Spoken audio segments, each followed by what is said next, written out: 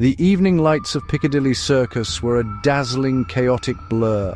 Red double-decker buses crawled through the thick London traffic, their windows reflecting the neon glow of 100 advertisements.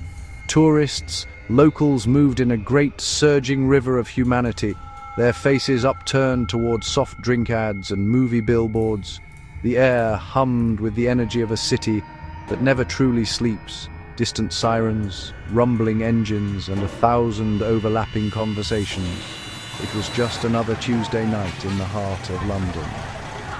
Then the symphony was shattered by a sound that did not belong, a sound of pure metallic violence. It started with a screech of tires. A sleek black van, unmarked and menacing, swerved violently from the Strand, mounting the curb with a gut-wrenching crunch.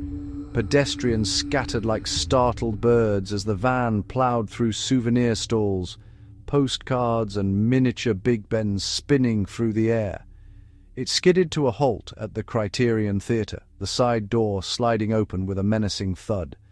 Two figures in black, faces hidden, leapt out with chilling efficiency. Their target was clear, a distinguished man with a silver briefcase. A small black box with a blinking red light kissed the lock. Click. The case was wrenched free. In less than 30 seconds they were gone. Engine roaring, tires screaming, leaving overturned stalls, frightened onlookers, and one terrified man with empty hands. The Piccadilly scream was not human, but the sound of a city's peace being torn apart. Standing near a pretzel stand, salted or cinnamon, was Leo, 17, unassuming, worn jeans, grey hoodie, trainers past their prime. He was nobody special, a face in the crowd, but Leo saw it all. A habit from his father, a former security consultant. Watch the details, the van against traffic, the professional posture, fingers precise on the device. He caught the glint of a silver pin, a serpent coiled around a dagger. While the crowd stared at the crash, Leo's eyes locked on the small, crucial things. His father once warned him about dead man's switches and fail-safes on sensitive cargo. Their focus on the case screamed danger. The victim looked not at the van, but at Big Ben. His face, pure dread. Leo dropped his half-eaten pretzel and ran. He wasn't chasing the van, that was impossible. He ran on instinct, pockets empty, no plan. Only a serpent pin, a terrified gaze, and a chilling certainty. Whatever was in that briefcase, it was on a timer, and the clock was already ticking. London was in trouble, and somehow only he knew. He moved before doubt could catch him. The black van tore down Northumberland Avenue, its engine a furious roar, weaving through traffic with reckless disregard. Leo couldn't match speed, he gambled on geography. The quickest route, over Waterloo Bridge. He cut through Trafalgar Square, dodging tourists and pigeons. He hit the embankment as the van shot for the bridge. He was right. Below, the Thames reflected a glittering city. A tour boat pulled away, decks full of cameras and awe. An idea sparked. Crazy and desperate, he vaulted the railing, hit the pier running. He leapt to the rear deck and rolled. Gasps. He muttered, "Sorry, part of the interactive experience." He pushed to the bow, eyes locked on the bridge where the van was trapped in notorious traffic. From beneath he had a perfect view. Van wedged between a double-decker and a taxi. He zoomed in, heart hammering. For a second, a window dropped, mask on radio, and a portable GPS, screen bright on the dash. His camera caught the map, fleeting but enough. Then the van lurched forward, found daylight in traffic, and vanished into night.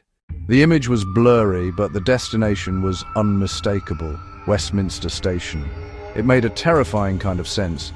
Westminster, gateway to power. He leapt off at the London Eye and sprinted the South Bank, mind racing faster than his feet. The Underground would be faster.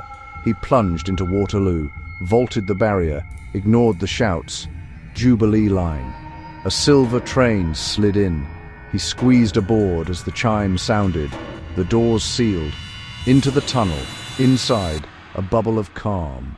A book turns. A thumb scrolls. Eyes stare. Leo gripped the rail. 11:30, less than 30 minutes. One stop and time crawled. Screeching steel grated at his nerves. Then, "The next station is Westminster," he burst out before it had fully stopped. 3 steps at a time. Night air. The bell tolled the half hour. Resolve beat with every footfall. He emerged to Parliament's lit spires, but his eyes snapped across the river to the London Eye. There, van parked hastily, side door gaping. 2 men, masks gone, anonymous jackets, carrying the briefcase. He'd beaten them, barely.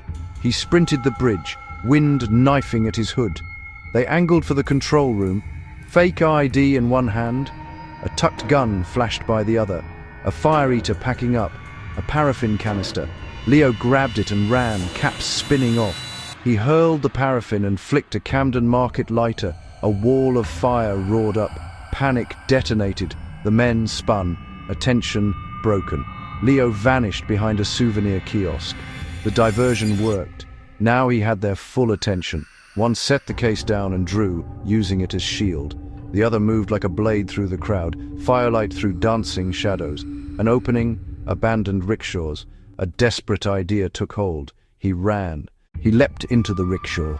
It was heavy, far heavier than a bike, but adrenaline drove him. He aimed straight for the briefcase guard. The man hesitated, not wanting to strike the prize. Impact took him down. Leo rolled, grabbed the silver case, and ran. Shouts rose behind him. He did not look back. He had the prize, but he was trapped. The river to one side, the path to the bridge blocked. He glanced up at Big Ben. 11:45, 15 minutes left. The quarter-hour chime echoed across the river. Time was running out. He had the device and no idea how to stop it. Corners closed around him, so he made a new door. His pursuer closed the gap with every step. He chose the impossible. Trapped and hunted, Leo made a decision that defied logic. He ran to the tower itself. He remembered a hidden maintenance door. Locked, of course. Footsteps closed in. He smashed the lock with the case. Once, twice. On the third hit, it gave. He slipped inside and hauled the door shut as his pursuer reached it. Darkness swallowed him. Old stone and machine oil. A tight spiral stair rose above. He climbed the case, scraping stone, as the man outside cursed and battered the door. He climbed frantically, legs burning, lungs screaming. At last, the belfry, the chamber behind the 4 great faces, a forest of gears and levers. The ticking was a physical force, a heavy thump-thump, the heartbeat of London. Through the glass, London glittered. The minute hand crawled toward the 12. 11:55. He set the case on a platform, found a nearly invisible seam, and pried it with a coin. It hissed open. Panic clawed at him. He knew nothing of chemistry, nothing of bombs. The display ticked down. 4 minutes. No switch. No obvious wire to cut. Then he saw it. A pressure plate beneath the vial. A fail-safe. Lift it or open wrong. The countdown accelerates. Footsteps in the stair. He had one chance, not to disarm, but to contain. He looked to the clock's machinery, relentless and immense. The minute hand crept toward the 12. 1 minute, 30 seconds. He lifted the case, heavier than he'd guessed, staggered toward the gears as the gunman burst in. He threw the open case into the mechanism. Metal screamed. Sparks flew. The gears groaned and locked. The countdown flickered and died. The vial shattered. Contained inside twisted metal, the heartbeat of London fell silent. The minute hand froze 1 second before midnight. The pursuer stared, stunned, as armed police stormed the belfry. "You've got a lot of explaining to do, son," the inspector said. "Not unkind." Leo nodded, shaking. Wrapped in a blanket, Leo watched order return to chaos. News anchors spoke of an unprecedented stop. The hands held at 11:59 and 59 seconds. In streets and pubs, the same question echoed, the missing chime. The inspector listened, astonished, a frown easing into something like respect. It was the sound of a city saved, a disaster averted by a single frozen second. He looked up at the frozen clock. He was just a schoolboy, a tourist. Tonight, part of London's secret history. He hadn't just studied landmarks, he'd raced through them, fought for them, and saved them. As dawn touched the skyline, the silence felt less like absence and more like tribute. It was an echo of a midnight that never came. And for a moment, the city and the boy breathed in the same quiet second.